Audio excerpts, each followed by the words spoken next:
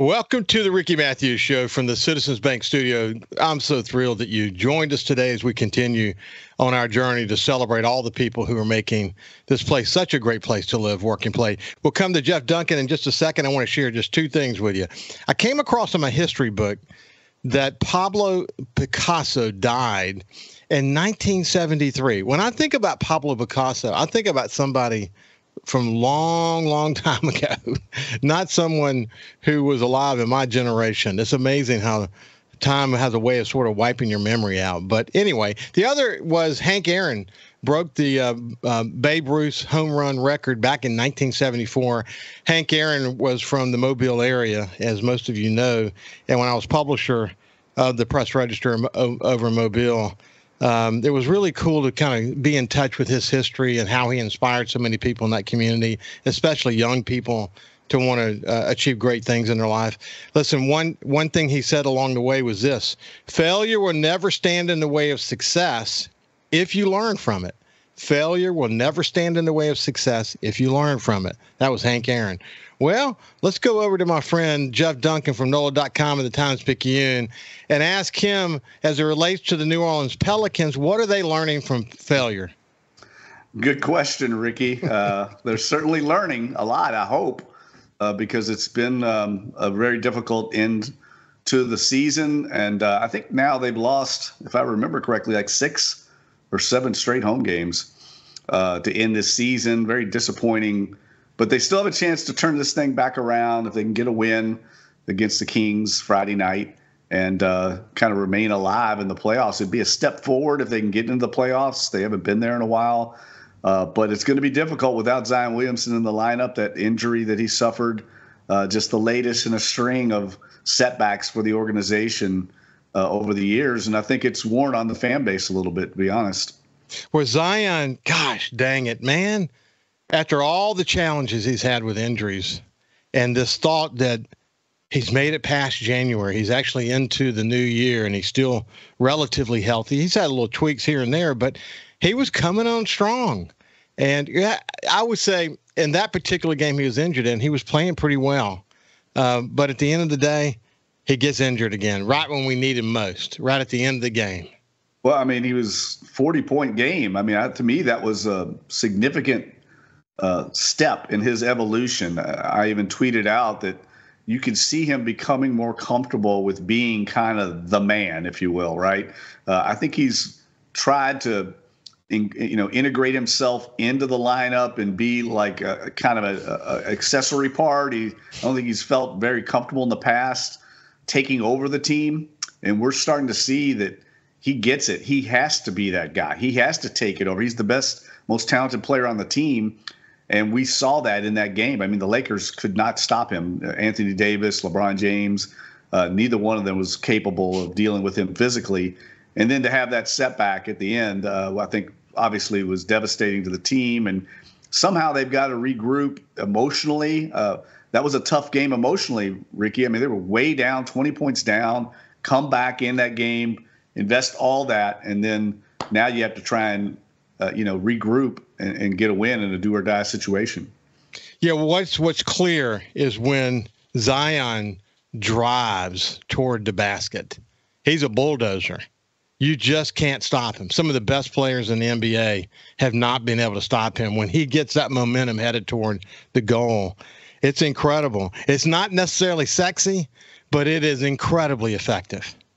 Well, he's just a unique combination. I had someone with the Pelicans tell me, I think this is a good way of looking at it. They said he's quick for a quick guy. Like he's 6'6", 275, but he's like a small 5'11" point guard quickness. So he's got that quick first step, and as much as you're trying to stay in front of him, you can't. He's just too quick. And then once he gets into the paint, he's got that explosive leaping ability, and you saw him use that against Anthony Davis, who's much taller than him, but Zion's able to explode into him and get into him very quickly with his body and use his body to protect the ball. It's just a very unique combination. We haven't seen very many players in NBA history like him. And it's definitely a huge setback because he was their biggest weapon. And now they've got to really lean on Brandon Ingram, who was benched at the end of the game, and that was a huge development as well. He has not been playing well since he's come back, which is kind of understandable. But they're going to need him if they hope to advance against Sacramento. Yeah, what's interesting about Zion, he will slam the ball from time to time, but on most of these drives into the paint that you were just describing, he's just got a beautiful little delicate touch on the ball. It's not what you would expect from a big man. It's just he's got a great touch on the ball, doesn't he? Yeah, it's counterintuitive to the physics involved, right? I mean, he comes barreling into the lane with that force, is big and physical and draws contact, but then he's still able to finish with that soft touch. To me, it's the most unique trait he's got.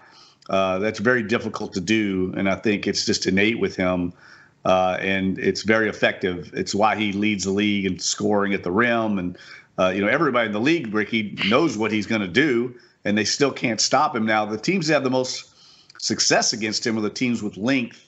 When he does get into the lane, has trouble finishing over those guys.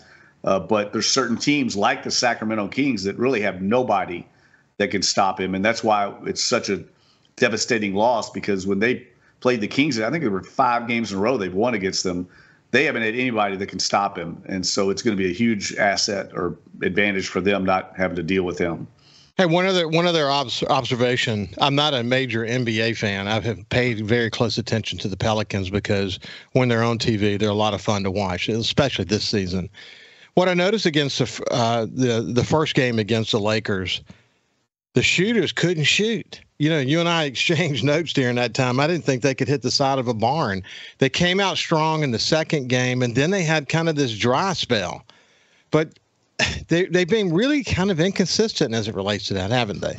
Yeah, and that's part of the deal. Shooting outside is you're going to have those dry games, but that's how the roster's been built. It's been built around Zion. What we're talking about, his drives to the basket.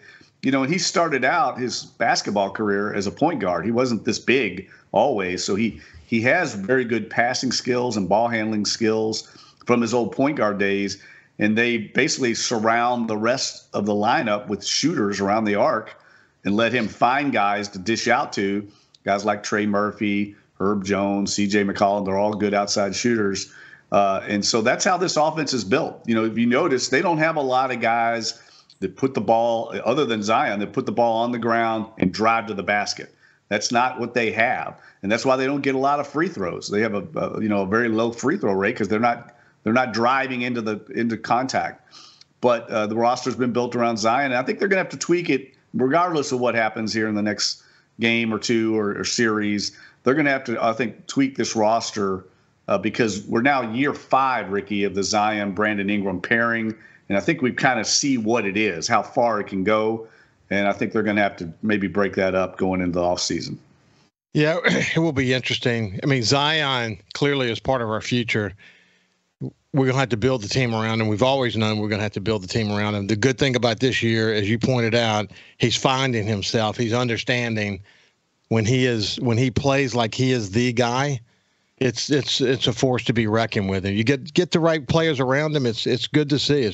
I enjoyed watching Jose get a technical and all the other stuff that was happening in that game. But they had a chance to win it at the end. And frankly, Zion had not gotten knocked out. They might have actually won that game. Yeah, it would have been interesting to see. I mean, they've struggled finishing games, closing out close games, and the Lakers lead the league in that. So it still would have come down to who could execute in the clutch. And now they've got to do it without Zion, and it's going to take a tremendous effort. Sacramento's going to come in here with a chip on their shoulders, having lost all these games.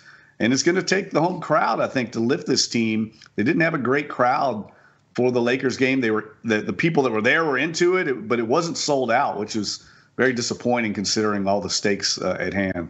It is. It's amazing. It sounded like it was, at least listening to it on TV, it sounded like it was sold out. As I mentioned before we started, I don't think I've ever heard the Pelicans fans as into it as they were at the end of the game because they had to come back. They fought their way back into the game and things were starting to fall into their favor. Then Zion gets hurt, but they still played with some spirit. But, LeBron's hard to stop in those final stages of the game. He's so smart about how he plays it. I'll give you an example. When Zion blocked that shot, that shot of LeBron's, I mean, it was just such a dominant block. He comes right back and just he slams it the first time, and the second time he does this incredible pass. But they don't stay down long when they get knocked down, do they? No, and with Anthony Davis in the paint, you've got this kind of two-headed monster. You got to pick your poison defensively, and really the Pelicans have really struggled to stop AD down low when they go to their small lineup. So it's kind of a pick your poison when you play the Lakers, and those guys have been around so much, Ricky. I found covering the NBA that it really comes down who can execute in these clutch moments. I saw it last night or the night before with the Sixers Heat. That game came down to the wire. Sixers made a few big plays and were able to win that game in advance. It's what it comes down to in these postseason. It's not going to be this run and gun, wide open game. It's going to be more of a half court game. We'll come back on the other side. We'll continue our conversation with Jeff Duncan. We'll see you after this break. Welcome back to the Ricky Matthews Show from the Citizens Bank Studio. I have my friend Jeff Duncan from NOLA.com, the Times-Picayune. He's on the NFL Hall of Fame selection committee. He's an award winner, somebody I enjoyed working with when I was over in New Orleans. And, because of you guys and the great coverage you give professional sports, let's put it that way, really collegiate as well. But because of the coverage you give the Pelicans, it makes it fun for fans like me who aren't necessarily big NBA fans, but I watch it because it's the local team. You wrote a column about the Pelicans in the last few days. Tell us a little bit about that. Well, it was just shining a light on their really local broadcast team. If you've watched the Pelicans on Bally Sports or Gray Television, you've seen Joel Myers, the play-by-play announcer, and Antonio Daniels, their color analyst. And Ricky, they are incredibly popular. I mean, they become kind of like cult heroes here. You go to the games, before the games, fans are coming down, taking photos with them. They bring them lottery tickets because it's a little run-in joke that they have during the games about buying lotto tickets. They bring them popcorn because they know Joel likes to eat popcorn during the game. Some of them even knitted turtleneck sweaters for Antonio Daniels. That's kind of his trademark, game day attire. In signs and it's just, I've never seen anything like it for a broadcast team. And look, it's well deserved. They're incredibly talented. They're a national level broadcast team in this local market. And I think they've gone a long way toward educating fans, especially the casual fans, on the intricacies and nuances of the NBA game. So I wanted to shine a light on them and talk a little bit about the phenomenon that is Joel and AD. Hey, Cal, I want you to get into the conversation for a second, so unmute your mic. But we have to figure out, Jeff, how to create a phenomena around Kyle and his music playing during Saints games. So we will get people to bring you a turtleneck, Kyle. No, I don't think we need that. Is Kyle a turtleneck wearer? No. Okay. No. But maybe we'll make him. We'll get him to bring you some popcorn, Kyle. You have to have a neck to have a turtleneck. It's insane though, like how fans have and look, we all get it, right? I mean, you identify with certain people. What's interesting about Joel and AD is neither one of them's from New Orleans, but they both kind of come to love this area, like a lot of us that move to the Gulf South, and they've embraced it. And as you know, if you love this local market, it'll love you back, and that's certainly the case with those two guys. That's cool. That's cool to write a column like that, to kind of bring it to life, what you're observing. And you're a master at doing that. So let's shift gears to the Saints. You continue to read about the upcoming draft, and a lot of speculation. But look, if you're a betting guy, we're taking an offensive lineman, but maybe that won't happen. What's your latest thinking about that?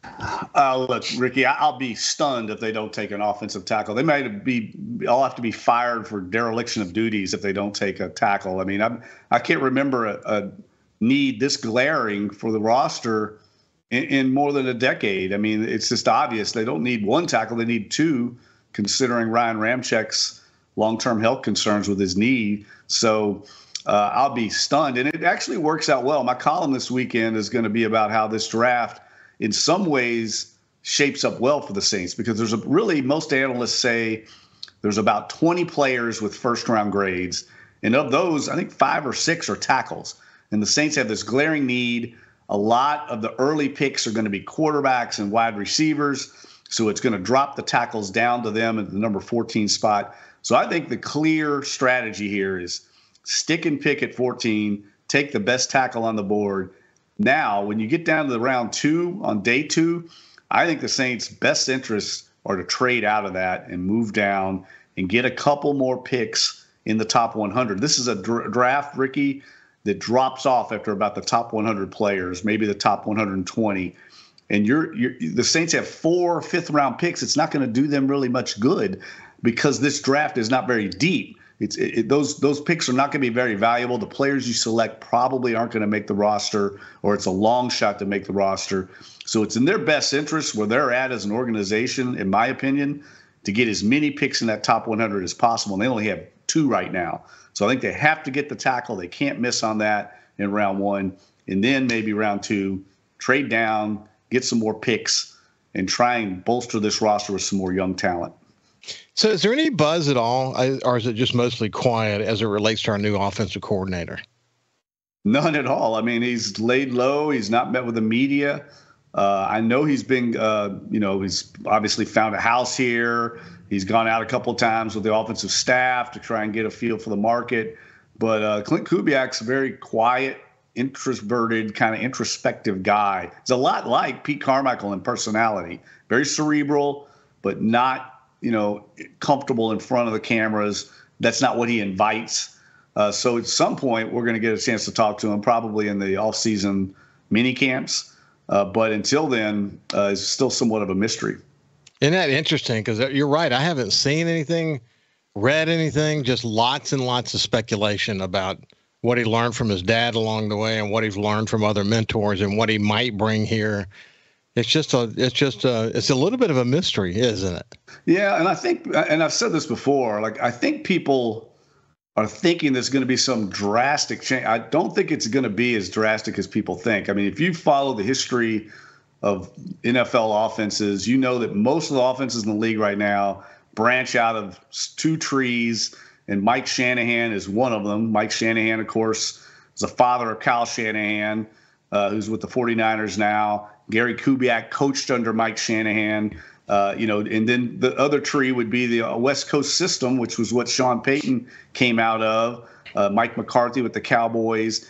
So it's mainly those 2 trees, and they're very similar. A lot of the concepts are the same. It's just how you get to the play is a little bit different. But I don't think it's going to be this, grand change for Saints offensively. I don't. I think it's going to be very similar in a lot of ways. Maybe a few more tweaks with movement and things like that. But look, motion's not the grand elixir that everybody makes it out to be. You got to have the players to do it. I mean, a lot of people point to the Miami Dolphins. They run all this motion. Well, they got Tyreek Hill, for Christ's sake. I mean, you could not move Tyreek Hill and he's still going to get open. So, I think sometimes we get a little carried away with some of this stuff.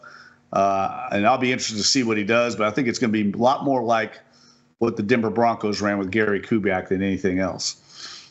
Very interesting. Yeah, it's as you and I have discussed before, big need to get a running game going. We got to have protection. We've got to have an offensive line that can block and open holes.